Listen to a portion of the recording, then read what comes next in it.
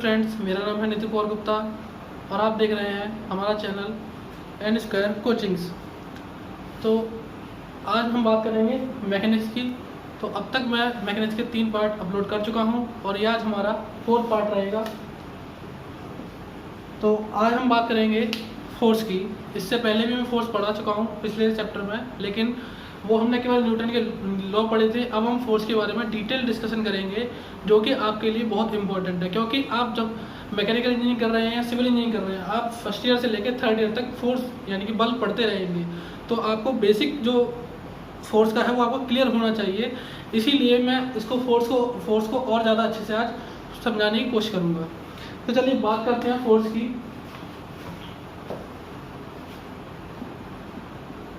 यानी कि बल। अब देखिए, पहले तो हमें बल की परिभाषा पता होनी चाहिए। देखिए, बल की परिभाषा अपने हिसाब से दे सकते हैं हम लोग। जैसे कल मैंने बताया था कि बल वह बाह्य कार्य है जिसके द्वारा हम कार्य करते हैं, ठीक है ना। या अब हम एक परिभाषा और दे सकते हैं बल की। बल वह बाह्य कारक है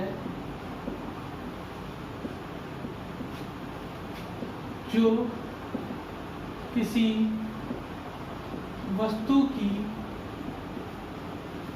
अवस्था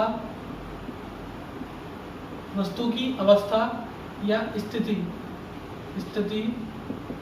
को बदल सकता है या बदलने का प्रयास करता है। तो देखिए, हम किसी वस्तु पर बल लगा रहे हैं तो वह क्या कर सकता है, या तो उस वस्तु को विस्थापित कर दे, यानी कि उसकी स्थिति में परिवर्तित कर दे। अब स्थिति में परिवर्तन होने का मतलब क्या है कि अगर कोई वस्तु रुकी हुई है तो उसको चला सकता है, कोई वस्तु चल रही है तो उसको रोक सकता है, यानी कि उसकी स्थिति में परिवर्तन कर देगा। ठीक है।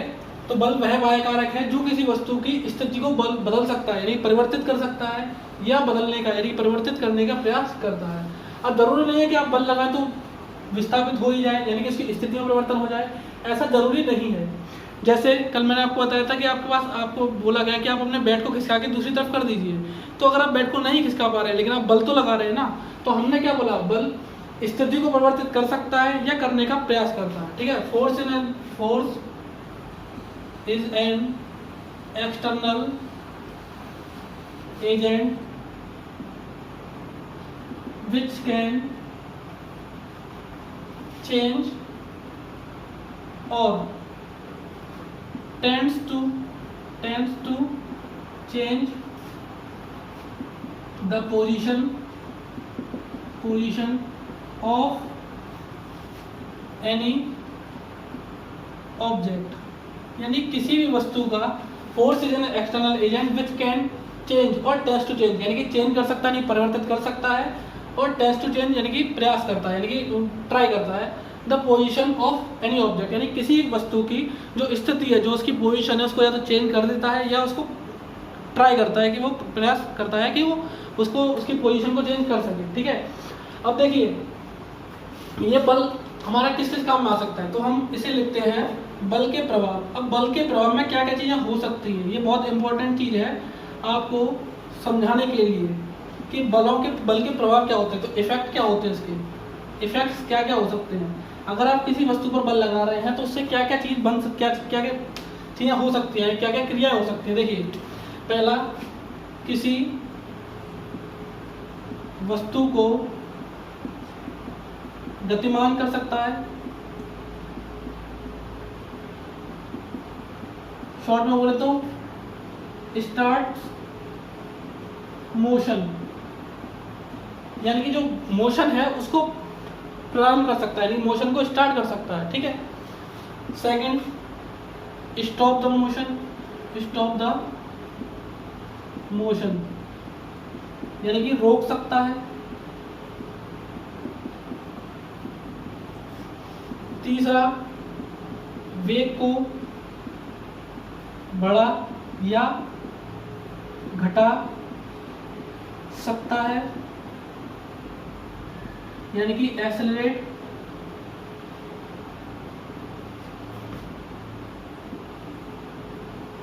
और रिटार्ड। फोर्थ पॉइंट है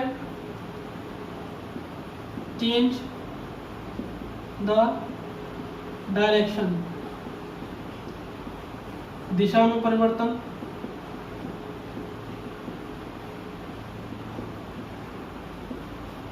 फिफ्थ है इसका प्रोड्यूसेस इंटरनल स्ट्रेसेस, आंतरिक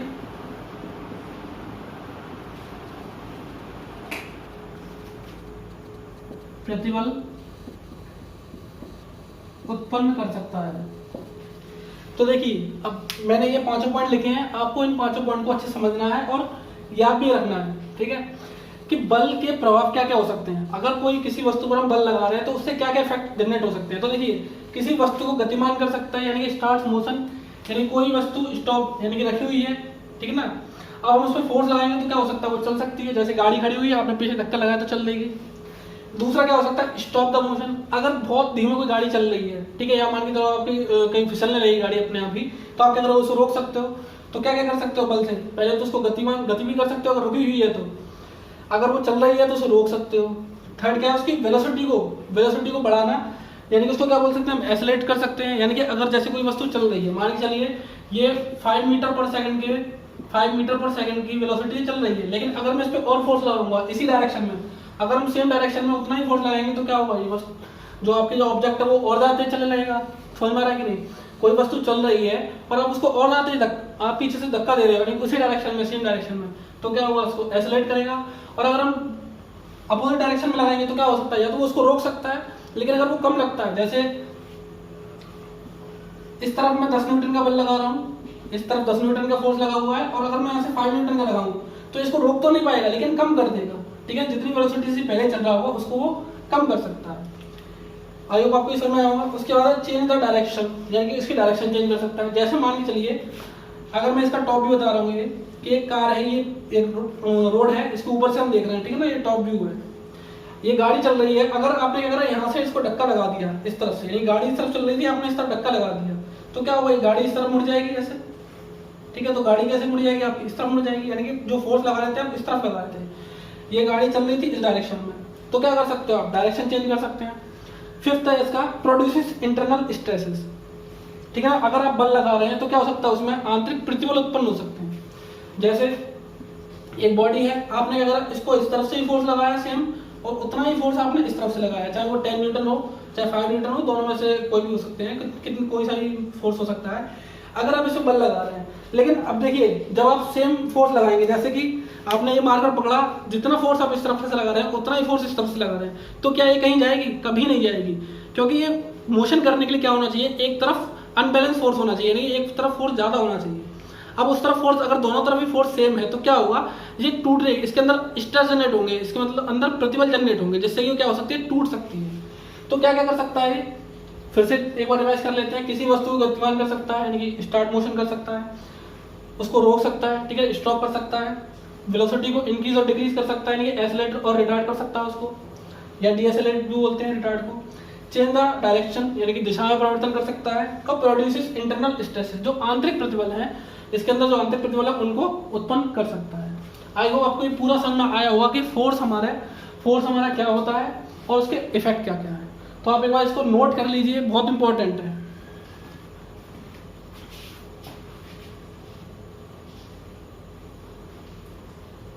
चलिए,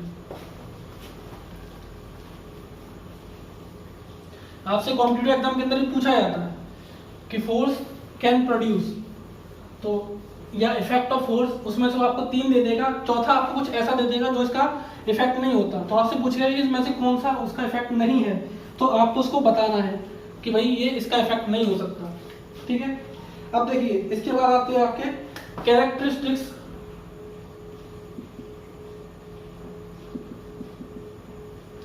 ऑफ फोर्स। हिंदी में बोलते हैं इसको बलों के लक्षण या बल के लक्षण। यानी अगर आप किसी बल को दर्शाना चाहते हैं, यानी कि आप किसी बल को अगर पूर्ण रूप से दर्शाना चाहते हैं तो आपको किस किस चीज़ की जरूरत होगी, वो से क्या कहलाते हैं, बल के लक्षण कहलाते हैं, है ना। अगर आप जैसे आपको मेरे बारे में पूरा कुछ बताना है तो आपको बताना पड़ेगा कि भाई मेरा नाम नितिन कुमार गुप्ता है, मैं यहाँ पढ़ता हूँ, यहाँ पढ़ाता हूँ, तो उसके मेरे बारे में जो चीज़ें बताई जा सकती हैं, है ना, तो उसको क्या बोलेंगे, उसके कैरेक्टरिस्टिक्स, ठीक है ना, उसके गुण। तो इसी तरीके से हम अगर हम किसी बल को आपको अगर फोर्स को पूरी तरीके से डिनोट करना है तो आपको क्या क्या दिखाना पड़ेगा। देखिए मान के चलिए कि बॉडी है, आपने इस पर एक फोर्स लगाया, ठीक है, मान के चलिए लगाया 5 न्यूटन का। अब मुझे देखिए इसमें क्या क्या चीज दिखानी पड़ी। पहला मैग्नीट्यूड, जिसको बोलेंगे हम परिमाण, यानी कि हमें क्या करना पड़ा, उसका परिमाण बताना पड़ा उसको। सेकंड क्या बताना पड़ा, डायरेक्शन, यानी कि दिशा। अब देखिए अगर हमें परिमाण और दिशा दोनों चीज बतानी पड़े तो हम उसको क्या बोलते हैं, वेक्टर क्वांटिटी, यानी कि बल हमारी क्या है, सदिश राशि है। अब बल अगर सदिश राशि तो हमें परिमाण और दिशा तो दिखानी पड़ेगा, तो उसमें कोई नई चीज नहीं है। नई चीज यहाँ पे हमको क्या बताना पड़ेगा, उसका point of action, point of action, जिसको बोलते हैं क्रिया बिंदु, सही है। फिर इसका फोर्थ है line of action, line of action, इसको बोलते हैं क्रिया रेखा। तो मैं ये चारों चीजें बतानी पड़ेगी, उसका परिमाण बताना पड़ेगा, दिशा बताना पड़ेगा, क्रिया बिंदु बताना पड़ेगा और क्रिया रेखा, ठीक है। तो देखिए इनमें इस फिगर के अंदर आपको ये सब चीजें मिल जाएंगी। देखिए जैसे मैंने इसको इतना बनाया तो ये क्या मेरा इसका मैग्नीट्यूड है 5 न्यूटन, तो इसका क्या हुआ मैग्नीट्यूड। डायरेक्शन क्या है इसकी, ये, ठीक है। अगर यहाँ पे ये नॉर्थ ईस्ट, यानी कि यहाँ पे ईस्ट वेस्ट नॉर्थ साउथ ऐसे बनाओ तो इसकी डायरेक्शन क्या हो गई, ईस्ट हो गई। अगर मैं बताऊंगी क्रिया बिंदु, तो क्रिया बिंदु कहाँ है, यहाँ पे इस बॉडी पर ये कहाँ लग रहा है, इस जगह पे, ठीक है। इसको अगर हम नाम देते हैं ए, तो ये क्या होगा इसका क्रिया बिंदु, ये होगा इसका पॉइंट ऑफ एक्शन। अब ये फोर्स कहाँ कहाँ पर जा रहा है, किस जगह तक जा रहा है, तो इसको हम बोलेंगे इस वस्तु के अंदर जहां तक जा रहा है उसको बोलेंगे उसकी क्रिया रेखा, लाइन ऑफ एक्शन। अब देखिए इंपॉर्टेंट क्यों है, इंपॉर्टेंट इसलिए है कि अगर हम उसका क्रिया बिंदु चेंज करते हैं, अगर किसी वस्तु का पॉइंट ऑफ एक्शन चेंज करते हैं तो हो सकता है उसकी जो इफेक्ट पड़ रहा हो फोर्स का वो चेंज हो सकता है। देखिए जैसे एक कार खड़ी हुई है, कार खड़ी हुई है, ठीक है, इस तरीके से आप अगर इसके ऊपर फोर्स लगाएंगे तो क्या होगा, इसके पहिए घूमेंगे, ठीक है ना, पहिए घूमेंगे और ये आगे चलेगी। लेकिन अगर आप क्या करो, इस जो ये है, जो ये पहिया है, इसके सेंटर पे या फोर्स लगाने लग जाओ, कभी करके देखिएगा कि आप उस गाड़ी के इस सेंटर पे लगा रहे हो तो पहिए घूमेंगे नहीं, पहिए घूमेंगे, आप बिल्कुल इस तरीके से बल लगाएंगे तभी घूमेंगे। लेकिन अगर आप बिल्कुल सेंटर पे, इसके बिल्कुल सेंटर पे फोर्स लगाएंगे तो ये क्या करेगा, केवल फिसले, वो सॉरी खिसकेगा, घूमेगा नहीं, क्या करेगा, केवल फिसलेगा या खिसकेगा, ठीक है, समझ में आ रहा है। तो ये इसलिए आपका ये क्रिया बिंदु और क्रिया रेखा, क्रिया रेखा इसलिए इंपॉर्टेंट होती है कि आपका ये बताएगा स्ट्रेस, जब आप आगे पढ़ेंगे तो इसमें आपको बताया जाएगा प्रतिबल वगैरह कैसे जनरेट होती हैं, तो वहां यूज आता है। तो आपको याद रखना है कि किसी बल को पूर्णतया दर्शाने के लिए जिन जिन चीजों की आवश्यकता होती है, यानी कि जिन जिन आपको बताना है जिन जिन चीजों को, वो कौन कौन से होंगे, आपके परिमाण होंगी, दिशा होगी, क्रिया बिंदु होगी और क्रिया रेखा। आई होप आपको ये समझ में आया होगा अच्छे से, और अगर आया है तो प्लीज सब्सक्राइब कीजिए, लाइक कीजिए और अपने दोस्तों को जरूर शेयर कीजिए, ठीक है। इसके बाद principle of physical independence of force, बलों की भौतिक स्वतंत्रता का सिद्धांत, ठीक है ना। अब देखिए इसको समझना है आपको अच्छे से, पहले मैं समझाता हूं उसके बाद इसकी डेफिनेशन समझेंगे। देखिए क्या हुआ, मैं आपको आपके रियल लाइफ एग्जांपल देता हूं कि आप मान के चलिए 3 भाई बहन हैं, अगर आपसे कहा गया कि आज आपको कमरे की सफाई करनी है, अब आप जब तीनों भाई बहन सफाई करेंगे तो जरूरी है आप तीनों की तीनों लगन से करने वाले हैं। तो क्या होगा, मान के लिए आप एक बच्चा गया, उसने करा, छोड़ दिया, दूसरे ने किया, छोड़ दिया, तीसरे ने किया, वो भी छोड़ देगा। अब ये इन तीनों पे डिपेंड नहीं करता कि अगर ये छोड़ रहा है तो ये छोड़ेंगे ही, ऐसा नहीं है। अगर ये बच्चा अच्छा है तो वो क्या करेगा, इन दोनों को ना करने पर भी करेगा, सही है। अब इसकी बलों के उसमें देखते हैं। अगर एक कोई बॉडी है, इस पे कई सारे फोर्स लग रहे हैं, ठीक है ना, मान के चलो ये F1 लग रहा है, ये F2 लग रहा है, इस तरफ से F3 लग रहा है, मान लो इस तरफ से F4 लग रहा है, तो अगर हम इन तीनों को हटा लें तब भी हम क्या मानेंगे, F4 अपना काम कर रहा है। अगर हम इन तीनों को हटा लें तो F1 हम मानेंगे F1 भी अपना काम कर रहा है, चाहे ये लग रहे हैं या नहीं। तो इसकी हिंदी में परिभाषा आप समझिए कि जब किसी वस्तु पर एक साथ कई सारे बल कार्य करते हैं तो प्रत्येक बल अपना प्रभाव इस प्रकार डालता है कि उस पर अन्य बल कार्य नहीं कर रहे हैं। समझ में आ रहा है कि नहीं? यानी अगर हम ले लें F1, यानी किसी वस्तु पर जब कई सारे बल कार्य कर रहे हो तो प्रत्येक बल, यानी कि अगर हम ये ले लें तो प्रत्येक बल अब उस वस्तु पर अपना प्रभाव इस प्रकार डालता है कि उस पर अन्य बल ना लग रहे हैं, ठीक है ना, नहीं लग रहे हैं। समझ में आया? तो ये आपकी परिभाषा हुई। अब मैं इसकी परिभाषा इसको लिख और देता हूँ।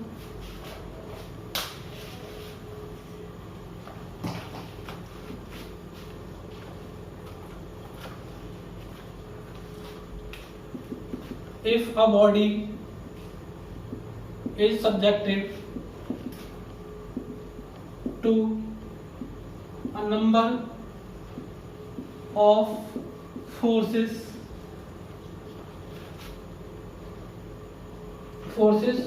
then effect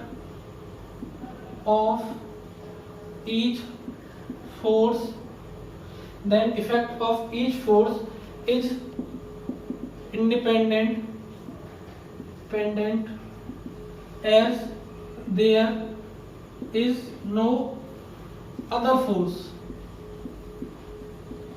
ठीक है, यदि किसी वस्तु पर कई बल कार्य कर रहे हैं तो प्रत्येक बल अपना प्रभाव इस प्रकार डालता है कि कोई अन्य बल कार्य नहीं कर रहे हैं। तो ये आपकी डेफिनेशन हो गई। आई होप आपके समझ में आया होगा कि कोई बॉडी है उस पर कई सारे बल कार्य कर रहे हैं, तो हर बल जो भी, हर फोर्स, यानी कि ईच फोर्स, ठीक है ना, ईच फोर्स इंडिपेंडेंटली वर्क करता है। हर फोर्स होगा वो इंडिपेंडेंटली वर्क करेगा, उसे इससे मतलब नहीं होगा कि इस पर कोई और फोर्स कार्य कर रहा है या नहीं कर रहा है। ठीक है, तो आई होप आपको ये समझ में आया होगा। तो नोट कर लीजिए इसको और अच्छे से समझने की कोशिश करिए, ठीक है ना, फिजिकल इंडिपेंडेंस का मतलब।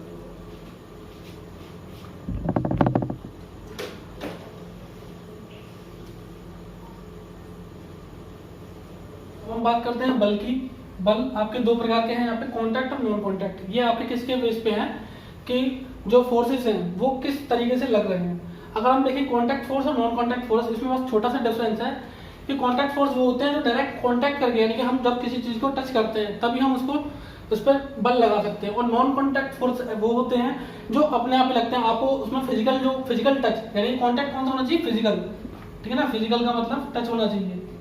तो फिजिकल कॉन्टैक्ट नहीं होता है। तो कॉन्टैक्ट फोर्स हमारे कौन से होते हैं, जैसे कि आप कोई भी फोर्स लगा रहे हैं कोई वस्तु, किसी वस्तु पर इस तरीके से, तो वो हमारे कौन से होंगे, कॉन्टैक्ट फोर्स। और नॉन कॉन्टैक्ट फोर्स हमारे कौन कौन से होंगे, नॉन कॉन्टैक्ट फोर्स वो बोल होते हैं, जैसे देखिए कॉन्टैक्ट फोर्स में हमारा जैसे प्रेशर लगाते हैं किसी चीज, प्रेशर फोर्स, ठीक है ना, प्रेशर फोर्स, ये हमारा कौन सा है, कॉन्टैक्ट फोर्स। अगर नॉन कॉन्टैक्ट की बात करें तो नॉन कॉन्टैक्ट कौन सा होता है, जो अब बिना किसी कॉन्टैक्ट के होता है। जैसे आप देखते हैं कि चुंबक, कि हमने एक मैग्नेट ये नॉर्थ पोल है, ये साउथ पोल है, तो ये एक दूसरे को अट्रैक्ट करेंगे अपने आप ही। तो इसमें कोई ऐसा नहीं कि ये दोनों आपस में फिजिकल टच पर रहे हैं तब इनमें कोई फोर्स लगा नहीं। जैसे नाभिक होता है आपका, जो न्यूक्लियस होता है, न्यूक्लियस के चारों तरफ इलेक्ट्रॉन होते हैं। वो इलेक्ट्रॉन कैसे होते हैं, एक फोर्स के कारण क्या होते हैं, एक दूसरे से टच में रहते हैं, लेकिन क्या होता है, इलेक्ट्रॉन से चिपके थोड़ी होते हैं, इलेक्ट्रॉन से दूर होते हैं। तो इनके बीच में एक इलेक्ट्रोमोटिव फोर्स अपने आप ही, जो फोर्स होता है वो नाभिकीय बल, जिसको हम बोलते हैं न्यूक्लियर फोर्स, वो अपने आप इसमें लगा हुआ रहता है। तो आपके जो बल का दो टाइप हैं ये मैंने आपको बता दी। ठीक है, बाकी का जो बल की जो ये फोर्स की एनालिसिस है ये हम बाद में अगले चैप्टर में करने ही वाले हैं।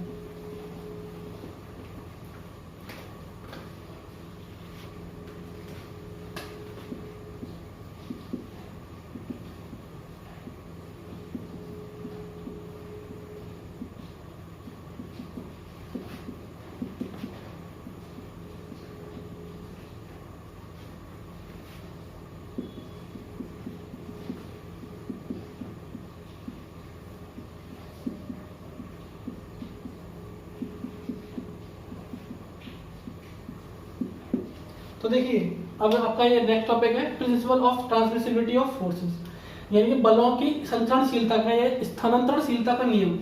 तो संचरणशीलता स्थानांतरणशीलता का नियम क्या है, पहले मैं आपको समझाता हूँ, उसके बाद इसकी डेफिनेशन देखते हैं। कि मान के चलिए एक ये बॉडी है, ठीक है, ये बॉडी है, इस पर हमने एक फोर्स लगाया F, एक ही फोर्स अपना फोर्स लगाया F। अब हम क्या कर सकते हैं, मान चलिए इसकी हमने एक लाइन ऑफ एक्शन और खींच ली, ये आपका पॉइंट ऑफ एक्शन है, ये लाइन ऑफ एक्शन खींच ली। अब मैंने मान चलिए ये एक पॉइंट है आपका, जैसे ये तो P मान के चलिए एक Q पॉइंट है। अब इस Q पॉइंट पे हम दो फोर्स कंसीडर करते हैं।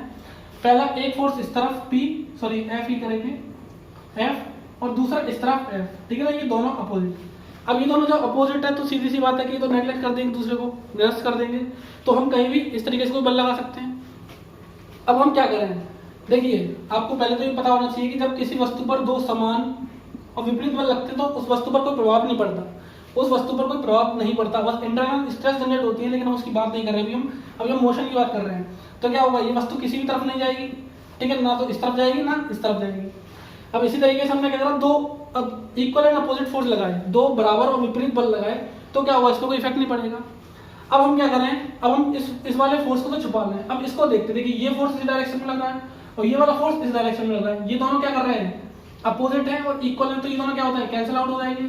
तो ये क्या हुआ, अब ये फोर्स हमारा कहाँ लगता है, वो दिख रहा है इस जगह पे, तो हमारा फोर्स पहले जहाँ लग रहा था P पे, अब वो कहाँ लग रहा है, Q पर। तो क्या हुआ, इस फोर्स को हम यानी किसी वस्तु पर लगे हुए किसी बल को उसकी क्रिया रेखा पर हम कहीं भी स्थानांतरित कर सकते हैं, यानी कि उसका जो क्रिया रेखा पर उसका जो पॉइंट ऑफ एक्शन है उसको हम बदल सकते हैं। इसी को हम बोलते हैं बल की संचरणशीलता का नियम, ठीक है।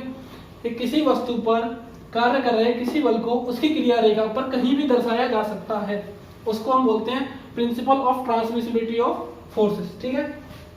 तो हिंदी में मैंने आपको बता ही दिया, ठीक। तो आप इसकी डेफिनेशन खुद लिख लीजिएगा, काफी लंबी डेफिनेशन बन जाएगी क्योंकि लिखने में काफी टाइम वेस्ट होगा। इसके बाद आते हैं हम यूनिट्स पर, यूनिट्स, ठीक है ना, मात्रक। ये बहुत इंपॉर्टेंट टॉपिक है आपके लिए, फिजिक्स में आपने वैसे पढ़ा होगा, 12th जिसने करी होगी, 11 12, तो 11 में आपका आता है यूनिट्स। तो यूनिट क्या होती है, पहले हम इसकी बात करते हैं। यूनिट की measurement of any physical quantity, यानी किसी भौतिक राशि का मापन। यानी कि अगर हम किसी भौतिक राशि, कोई भौतिक राशि है, उसको अगर हम मेजरमेंट कर रहे हैं उसका, तो जिस चीज से हम दर्शाएंगे उसको बोलेंगे हम मात्रक, सही है। जैसे अगर हमें लंबाई नापनी है तो लंबाई क्या एक मेजरमेंट ही तो है, लंबाई क्या है, एक मेजरमेंट है। यानी मेजरमेंट क्या होता है, किसी चीज के गुण को दर्शाना। तो हम क्या कर सकते हैं, जैसे अगर ये मार्कर है तो हम इसकी क्या बता सकते हैं, एक तो डाय बता सकते हैं, एक लंबाई बता सकते हैं, इसके अलावा आप कुछ और बता सकते हैं नहीं। क्या आप भाई ये तो नहीं कहेंगे कि भाई इसकी जो विकर्ण है वो होगा, तो विकर्ण तो कहीं होगा नहीं इसमें। क्या आप क्या बता सकते हैं, इसकी लंबाई बता सकते हो, इसके डायमीटर बता सकते हैं, तो उसकी क्या हुई, भौतिक राशि हुई। तो इस तरीके से हमने कोई चीज है, कोई ऐसी चीज है जैसे जिसकी हम लंबाई नाप सकते हैं, तो उसकी जो भौतिक राशि क्या हुई, लंबाई हुई। अब इसको नापेंगे किसमें, मीटर में। तो वही चीज है हमारा मीटर। मीटर क्या है आपका, measurement of any physical quantity. तो यहाँ पे क्या हुआ, मेजरमेंट ऑफ लेंथ, तो एम क्या हुआ आपका, मीटर क्या हुआ, मेजरमेंट ऑफ लेंथ। इसी तरीके से आपके इस कोई बॉडी है, इसका मास कितना है, एम है, तो इसका मेजरमेंट क्या हुआ, इसका मेजरमेंट क्या हुआ, मास, ठीक है ना, जिसको हम बोलते हैं किलोग्राम में, ठीक है। तो हम इसका मास भी निकाल सकते थे, तो क्या हो जाएगा हमारा मेजरमेंट इसका किलोग्राम। तो किसी भी फिजिकल क्वांटिटी है उसको मेजरमेंट को हम क्या बोलते हैं, उसकी यूनिट कहते हैं, ठीक है। अब ये यूनिट जो है आपकी दो टाइप की होती हैं। पहली होती है आपकी फंडामेंटल, दूसरी होती है आपकी डिराइव्ड, ठीक है ना। फंडामेंटल मतलब मूल मात्रक, इसको बोलते हैं व्युत्पन्न। अब इनकी डेफिनेशन क्या है, मूल मात्रक तो हमारे जो पहले से हमने नाप लिए, ठीक है ना, पहले से हमने मान लिए स्टैंडर्ड जो होते हैं वो हमारे मूल मात्रक होते हैं। व्युत्पन्न जो मूल मात्राओं की सहायता से प्राप्त किए जाते हैं, ठीक है। तो मूल मात्रा आपको पता है 7 होते हैं, लेकिन अभी हम उसकी बात नहीं करेंगे। पहले हम बात करते हैं सिस्टम, ठीक है ना, सिस्टम ऑफ यूनिट्स। क्या है, मात्रक की पद्धतियां, मात्रक की पद्धतियां। ठीक है, ये आपके एग्जाम में बहुत इंपॉर्टेंट है। एग्जाम में काफी बार पूछा जाता है कि सिस्टम ऑफ यूनिट्स कौन कौन सी होती हैं, तो कुछ भी उठपटांग लिख देते हैं बच्चे। आपको एक टेबल बनानी है। ठीक है, एक टेबल बनाइए अपनी बुक में, नोटबुक में।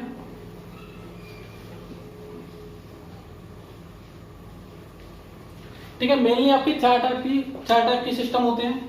ठीक है, जिसमें से हम तीन को तो इसमें बताएंगे। देखिए, आपके पास यहां पर लिखेंगे हम क्वांटिटी, कौन सी क्वांटिटी है। ठीक है ना, तो क्वांटिटी कौन सी है, एक तो आपकी लेंथ। ठीक है, दूसरी है आपकी मास। ठीक है, लेंथ मास। थर्ड है आपकी टाइम। तो जो आपकी सबसे पहले जो तीन जो क्वांटिटी खोजी गई थी वो कौन कौन सी थी, लेंथ मास और टाइम थी। उसके बाद बाकी के जो सात में से चार थी वो फाइंड की गई थी। तो पहले आपकी जो फंडामेंटल थी वो आपकी 1 2 3 ही थी, फिर उसमें चार और ऐड की। तो अब हम बात करते हैं यहाँ पे क्वांटिटी कौन सी है, लेंथ मास और टाइम है। अब यहाँ पे जो आपकी जो सिस्टम होते हैं ये क्वांटिटी है आपकी। अब यहाँ पे आपके सिस्टम होंगे, एक होता है आपका एफपीएस सिस्टम, दूसरा होता है सीजीएस, तीसरा होता है एमकेएस। ठीक है, आपको इन तीनों को याद रखना है, एफपीएस, सीजीएस और एमकेएस। काफी बार पूछा जाता है और कभी कभी कन्वर्जन के लिए भी दिया जाता है। तो अभी हम देखेंगे यहाँ पे फुट। अब देखिए इसमें लेंथ, एफपीएस सिस्टम के अंदर लेंथ की यूनिट क्या होगी, एफ का मतलब फुट। ठीक है ना, ठीक है, तो इसको फीट बोलते हैं हम हिंदी में। फिर पी का मतलब पाउंड। ठीक है, हिंदी में पाउंड ही बोलेंगे।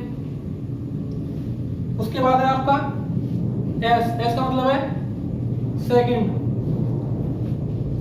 इसके बाद आपका सीजीएस। ठीक है ना, सीजीएस का मतलब है यहाँ पे centimetre.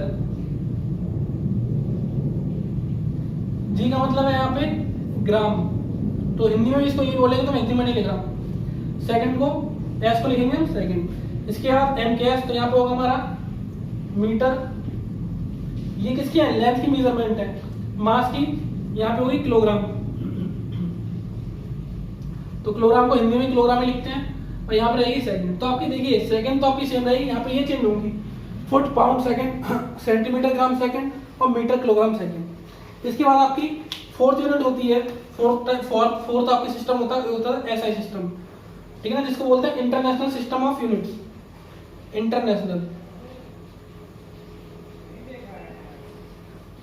International system of units. ठीक है ना, इंटरनेशनल सिस्टम में क्या होता है आपका कि देखिए एमकेएस के अंदर क्या है, ये एमकेएस का एक सुधरा हुआ रूप है। ठीक है ना, एमकेएस का एक सुधरा हुआ रूप है, क्योंकि एमकेएस में कितनी होती थी, 1 2 3 यूनिट हो सकती थी। लेकिन हमने क्या करा, फिर ऐसा ही इंटरनेशनल सिस्टम ढूंढा, ये आपकी मोर एक्यूरेट थी। और इसमें 3 तरीके की थी आपकी। इसमें आपकी 7 जो फंडामेंटल यूनिट थी 7 थी। ठीक है, तो आप इनको नोट कर लीजिए, फिर हम उन 7 को लिखते हैं। अब देखिए, अब हम लिखते हैं इसको। 7 जो थे हमारे, तो पहले हम लिखेंगे यहाँ पे क्या, फिजिकल क्वांटिटी, फिजिकल या मेजरमेंट जो भी आपका। उसके बाद हम लिखेंगे यहाँ पे इसका यूनिट। ठीक है ना, यहाँ पे इसको लिखेंगे हम डिनोटेड बाय। ठीक है, यहाँ पे क्या होगा आपका डिनोटेड बाय, और सबसे लास्ट में होगा इसका, ठीक है ना, रिप्रेजेंट जो करेंगे रिप्रेजेंट। तो देखिए सबसे पहले हमारी फिजिकल क्वांटिटी है ऐसा यूनिट के अंदर। सबसे पहली फिजिकल क्वांटिटी है आपकी, मान लीजिए लेंथ यानी कि लंबाई। तो लंबाई की यूनिट क्या होती है आपकी, मीटर। ऐसा यूनिट की बात कर रहे हैं हम ये, ठीक है ना, ऐसा यूनिट के अंदर की बात है, ऐसा यूनिट के अंदर है ये सब चीज। लेंथ की कितनी होगी, मीटर। ठीक है ना, डिनोटेड बाय क्या, एम। और इसके अंदर हम किससे रिप्रेजेंट करते हैं, एल। ये कहती है डायमेंशनल रिप्रेजेंटेशन है। ये कौन सा, ये डायमेंशनल रिप्रेजेंटेशन, डायमेंशनल यानी कि विमीय निरूपण, विमीय निरूपण। तो एल। इसके बाद हमारी क्या होगी, लेंथ के बाद मास। ठीक है ना, द्रव्यमान। इसका क्या होगा आपका किलोग्राम।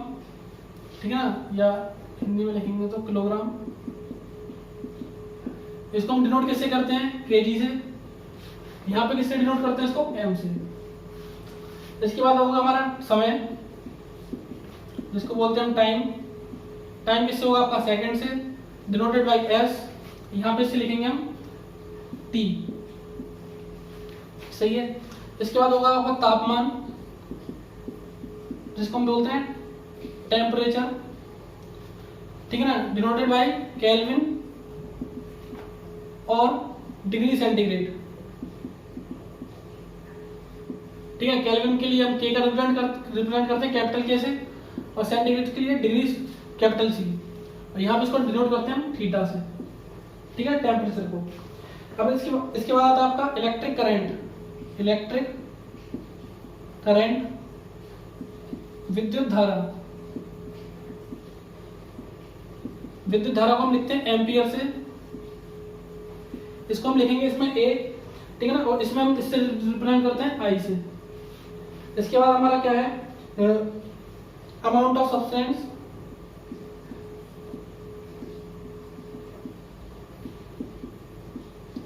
जिसको बोलते हैं पदार्थ की मात्रा। पदार्थ की मात्रा, इसको हम मोल से रिप्रेजेंट करते हैं, ठीक है ना, MOL लिख देते हैं यहाँ पे, और यहाँ पे हम कितना लिखेंगे, इसको हम यहाँ पे क्या लिखेंगे N, ठीक है। नंबर ऑफ मोल्स को हम N से रिप्रेजेंट करते हैं, जैसे PV = nRT, तो इसमें N क्या है हमारा, नंबर ऑफ मोल्स है, ठीक है ना। इसका लास्ट आता है आपका ल्यूमिनस इंटेंसिटी, जिसको बोलते हैं हम ज्योति तीव्रता। तो ज्योति तीव्रता को हम लिखते हैं कैंडेला से, इसको यहाँ पे रिप्रेजेंट करते हैं CD से, और यहाँ भी रिप्रेजेंट करेंगे इसको, सॉरी I से रिप्रेजेंट करेंगे यहाँ पे, CD से इसको रिप्रेजेंट करते हैं, CD से डिनोट करते हैं, और डायमेंशनल एनालिसिस में इसको I से रिप्रेजेंट करते हैं।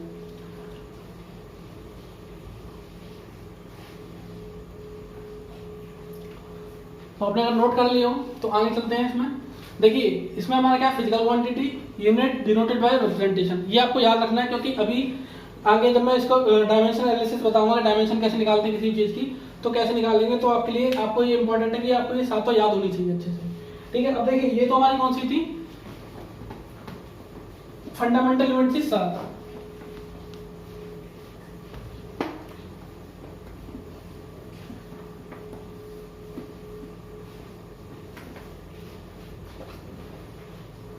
इसके बाद तो सप्लीमेंट्री यूनिट होती हैं। सप्लीमेंट्री यूनिट, एक होती है आपकी रेडियन और दूसरी होती है स्टेरेडियन, ठीक है। हिंदी में भी इसको रेडियन बोलेंगे, हिंदी में इसको भी स्टेरेडियन बोलेंगे, तो मैं इसको हिंदी में नहीं लिख रहा हूँ। तो सप्लीमेंट्री कौन सी होती है आपकी, रेडियन और स्टेरेडियन। अब आपको समझना है ये, ठीक है ना। रेडियन वैसे तो आप मैं डायरेक्ट लिखवा सकता हूँ, लेकिन देखिए इसमें कुछ भी नहीं, आपके कुछ भी नहीं होता, बस आपको रेडियन के लिए ऐसे लिखना पड़ता है, स्टेरेडियन के लिए ऐसे लिखना पड़ता है, ठीक है ना। अब रेडियन होता क्या है, ये मैं समझाना चाहता हूँ। देखिए रेडियन क्या होता है, रेडियन होता है आपका, देखिए ये होता है आपका एंगल के लिए, प्लेन एंगल के लिए, प्लेन एंगल, ठीक है ना।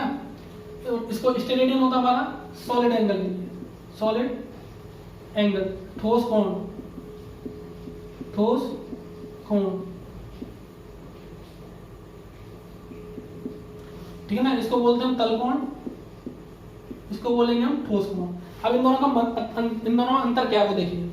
देखिए रेडियन जो होता है, रेडियन होता है आपका जो प्लेन है, जैसे मान के चलिए कि मेरे पास एक रुमाल है। अब मैं इसमें से क्या करूँ, चाप यहाँ पे ऐसे चाप मारूं तो मुझे क्या मिलेगा, एक पतली सी पट्टी तो मिलेगी इस तरीके की, इस तरीके से, ठीक है। कोई सर्कल है, मान के चलिए सर्कल का एक अपना छोटा सा भाग लिया, कोई सर्कल, मैं यहाँ पे क्या बोल रहा हूँ, सर्कल, मैं स्फीयर नहीं बोल रहा हूँ, केवल सर्कल बोल रहा हूँ। सर्कल क्या होता है, 2D डायमेंशन, यानी कि एक इस तरीके का कोई डिस्क है, डिस्क में से मैंने एक भाग काटा, तो यहाँ पे क्या होगा आपका रेडियन क्या होता है, जो ये एंगल बनता है इसको बोलते हैं हम रेडियन, ठीक है ना। तो इसका फॉर्मूला क्या होता है आपका रेडियन का, angle upon angle equals to arc upon radius, कोण बराबर चाप बटे त्रिज्या। अब देखिए चाप किसमें होता है, मीटर में, त्रिज्या भी किसमें होती है, मीटर में, तो ये क्या हो जाता है, कट जाता है। तो हमारा क्या होता है, कोण हमारा क्या होता है, डायमेंशन लेस होता है, यानी डायमेंशन लेस, कोई भी इसकी बेमार नहीं होती। तो हम इसमें कुछ भी नहीं दर्शाते, केवल इसको हम लिख देते हैं रेडियल। ठीक है, स्टेरेडियन, स्टेरेडियन समझिए। अब स्टेरेडियम के लिए हम क्या बात करेंगे, अब बात करेंगे हम स्पेयर की। स्पेयर मतलब गोला। ठीक है, गोला मतलब जैसे फुटबॉल, सही है। अब तरबूज का सीजन है, अब मानिए चलिए तरबूज हम पकड़ के लाते हैं कि हमने तरबूज कहीं से काटा। अब आपने क्या करा कि जैसे ये तरबूज है, आपने इसके अंदर चाकू घुसाया और चाकू घुसाने के बाद इसको ऐसे करके घुमाया। ठीक है, इस तरीके से। कैसे पकड़ा, तरबूज इस तरीके से, इसमें एक जगह में चाकू घुसेगा। चाकू घुसाने के बाद आपने इसको तीनों दिशाओं में इस तरीके से मतलब इसको एक राउंड शेप में काट दिया, तो आपको क्या मिलेगा, एक इस तरीके से पार्ट मिलेगा ऐसे। ठीक है ना, ये सीधा ही रहेगा, एक इस तरीके से। ठीक है ना, ये ऐसे मतलब कोण मिलेगा, एक कोण, एक शंकु मिलेगा। तो इस जो शंकु मिलेगा तो ये जो कोण एंगल बनेगा इसको बोलते हैं हम घन कोण। समझ में आ रहा है? ये 2D के लिए है, 2 डायमेंशनल के लिए, ये 3D के लिए है। ठीक है, 3 डायमेंशनल के लिए। 3D मतलब ये स्फीयर है, ये हमारा क्या था, एक सर्कल था। ठीक है ना, सर्कल, अगर मैं इसकी बात करूं, ये सर्कल था, ये स्फीयर था। समझ में आया होगा आपको ये कि सप्लीमेंट्री यूनिट कैसे होती हैं, आपको निकलती कैसे है, ये मैंने आपको बता दिया। और दोनों का ही कोई होता, कोई मात्रक नहीं होता, दोनों क्या होती है, डायमेंशन लेस होती है। ठीक है, तो ये भी आपकी डायमेंशन लेस, ये भी आपकी डायमेंशन लेस। तो आज के लिए बस इतना ही। आई होप आपको इस जो भी मैं पढ़ा रहा हूँ, जो भी समझाने की कोशिश कर रहा हूँ, वो आपके समझ में आ रहा होगा। तो अगर आपको जो भी मैंने पढ़ाया हुआ अच्छा लग रहा है, समझ में आ रहा है, तो आप प्लीज़ लाइक कीजिए, अपने दोस्तों से शेयर कीजिए और चैनल को सब्सक्राइब जरूर कर लीजिए। और अगर आपको अच्छी नहीं लगती है वीडियो तो आप प्लीज़ डिसलाइक करिए, लेकिन नीचे कमेंट में आप लिख दीजिए कि आपने डिसलाइक क्यों किया। जहाँ तक बात है आप मेरी वॉइस की या वीडियो क्वालिटी की, तो वो मैं इंप्रूव कर रहा हूँ धीरे धीरे। लेकिन अगर आपको कंटेंट के अंदर यानी कोई भी जो भी मैं पढ़ा रहा हूँ उसमें कोई कमी लगती है या मैं कुछ गलत पढ़ा रहा हूँ, तो आप उसको प्लीज़ कमेंट में शेयर कर सकते हैं मेरे साथ, मैं आपको उसका रिप्लाई कर सकता हूँ। लेकिन आप प्लीज़ सब्सक्राइब जरूर करिए इस चैनल को और साथ में शेयर जरूर करिए। तो इसी के लिए, इसी सबके साथ थैंक यू।